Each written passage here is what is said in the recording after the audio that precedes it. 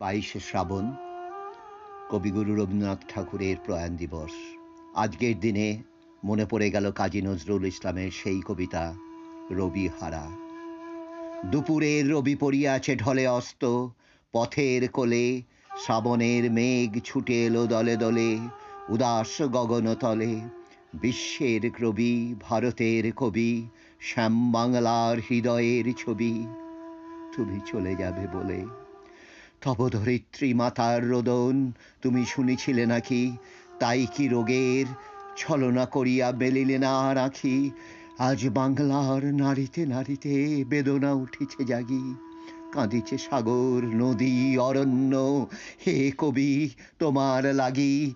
তব রসায়িত রসনায় ছিল নিত্য যে বোধবতী, তোমার লেখনী ধরিয়াছিলেন যে মহাসরস্বতী, তোমার ধ্যানের আসনে ছিলেন যে শিব সুন্দর, তোমার হৃদয়ে কুঞ্জে খেলিত সে মদন মনোহর।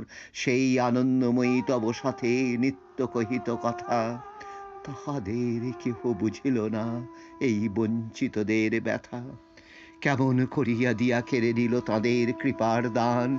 তুমি যে ছিলে এ বাংলার আশা প্রদীপ অনির্বাণ।